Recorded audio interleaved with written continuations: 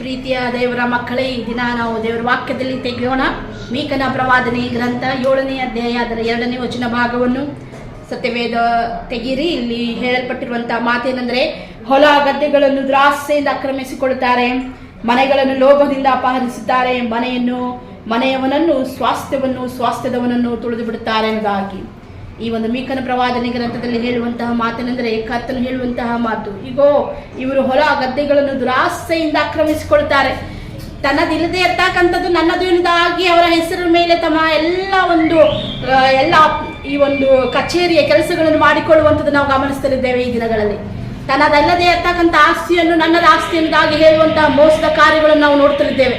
ದೇವರ ವಾಕ್ಯ ಹೇಳುತ್ತದೆ, ಲೋಭದಿಂದ ಅಪಹರಿಸುವಂಥದ್ದು, ಬಹು ಆಸೆಪಟ್ಟು ದುರಾಸೆಪಟ್ಟು ಇವನದೆಲ್ಲ ನನ್ನದಾಗಬೇಕೆನ್ನುವಂತಹದ್ದು, ದೋಚಿಕೊಳ್ಳುವಂತಹ ಸ್ವಭಾವ, ಅಪಹರಿಸುವಂತಹ ಸ್ವಭಾವ. ದೇವರು ಹೇಳುವಂತಹ ಮಾತು, ಈಗ ಅದೆಲ್ಲವನ್ನು ನಾನು ನೋಡ್ತಿದ್ದೇನೆ, ಇಂತಹ ಸ್ವಭಾವವನ್ನು ನಾನು ಗಮನಿಸುತ್ತಿದ್ದೇನೆ. ನಿನ್ನದಲ್ಲದೆ ಇರ್ತಕ್ಕಂತಹ ಹೊಲ ಗದ್ದೆಗಳು, ನಿನ್ನದಲ್ಲದೆ ಇರ್ತಕ್ಕಂತಹ ಮನೆಗಳನ್ನು ನೀನು ತೆಗೆದುಕೊಂಡದಲ್ಲದೇನೆ ಆ ಮನೆಯವನ ಸ್ವಾಸ್ಥ್ಯವನ್ನು, ಮನೆಯವನನ್ನು ನೀನು ತುಳಿದು ಬಿಡುವಂಥದ್ದನ್ನು, ಅವನನ್ನು ತೊರೆದು ಹಾಕುವಂಥದ್ದನ್ನು ನಾನು ನೋಡಿದ್ದೇನೆ ಎಂಬುದಾಗಿ. ಅನೇಕರು ತಮ್ಮ ಮನೆಯಲ್ಲದೆ ಇರ್ತಕ್ಕಂಥದ್ದನ್ನು ಕಚೇರಿಗಳಲ್ಲಿ ಓಡಾಡಿ ಮಾಡಿಕೊಳ್ಳುವಂಥ ಪತ್ರಗಳನ್ನು ಕರ್ತನ ಗಮನಿಸಿದ್ದಾನೆ. ನೀವು ನೆನೆಸ್ತಿರ್ಬೋದು ದೇವರು ನೋಡುತ್ತಿಲ್ಲ ಎಂಬುದಾಗಿ, ನೀವು ನೆನೆಸ್ತಿರ್ಬೋದು ಕರ್ತನ ಗಮನಿಸ್ತಿಲ್ಲ ಎಂಬುದಾಗಿ, ನೀವು ನೆನೆಸ್ತಿರ್ಬೋದು ನಿಮ್ಮ ಈ ಒಂದು ಆಸ್ತಿಯನ್ನು ನಮ್ಮ ಎಲ್ಲ ಇಡೀ ವಂಶಸ್ಥರು ಅದನ್ನು ಅನುಭವಿಸ್ತಾರೆ ಎಂಬುದಾಗಿ. ಅದೆಂದಿಗೂ ಸಾಧ್ಯವಿಲ್ಲ. ಸತ್ಯವೇದದಲ್ಲಿ ನಾವು ನೋಡ್ತೇವೆ, ಅದೇ ಮೀಕನ ಪ್ರವಾದನೆ ಗ್ರಂಥ 7ನೇ ಅಧ್ಯಾಯ 3ನೇ ವಚನದಲ್ಲಿ ಹೇಳ್ತದೆ ಏನಂದ್ರೆ, ಈಗೋ ಯೆಹೋವನು ಆದ ಕಾರಣ ಯೆಹೋವನು ನಿಂತಿರುತ್ತಾನೆ, ಈಗೋ ಈ ವಂಶಕ್ಕೆ ನಾನೇ ಕೇಳನ್ನು ಕಲ್ಪಿಸ್ತೇನೆ, ವಂಶಕ್ಕೆ ಕೇಳನ್ನು ಕಲ್ಪಿಸ್ತೇನೆ, ಅದರ ಒಂದು ಭಾರದಿಂದ ನಿಮ್ಮ ಕುತ್ತಿಗೆಗಳನ್ನು ತಪ್ಪಿಸಿಕೊಳ್ಳಲಾರಿರಿ. ಮತ್ತು ವಾಕ್ಯ ಹೇಳ್ತದೆ, ನೀವು ತಲೆ ಎತ್ತಿ ನಡೆಯುವುದಕ್ಕಾಗದು, ಅದು ಕೆಟ್ಟ ಕಾಲವೇ ಸರಿ ಎಂಬುದಾಗಿ. ಅಂದ್ರೆ ಅರ್ಥ ಏನಂದ್ರೆ, ಕರ್ತನು ನಿನಗೆ ಕಾಲ ಸಮಯವನ್ನು ಕೊಡ್ತಲಿದ್ದಾನೆ.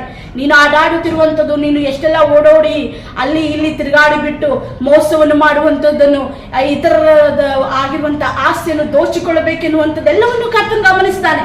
ಆದಾಗ ಸಹ ನೀನು ಅದನ್ನು ಮನಸ್ಸು ಬೇರೆ ಮಾಡಿಕೊಳ್ಳದಿರುವಾಗ ಕರ್ತನ ತಕ್ಕ ಕಾಲದಲ್ಲಿ ನಿನಗೆ ವೈರಿ ಆಗ್ಲಿಕ್ಕಿದ್ದಾನೆ.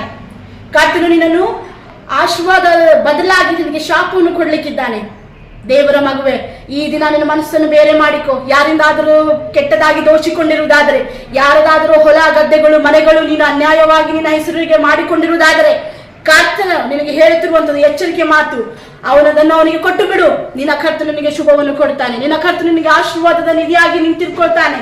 ಕರ್ತನಲ್ಲಿ ಪ್ರೀತಿಯ ಮಕ್ಕಳೇ, ಈ ದಿನದಲ್ಲಿ ದೇವರು ಹೇಳುವಂತಹ ಈ ಶುಭ ವಚನ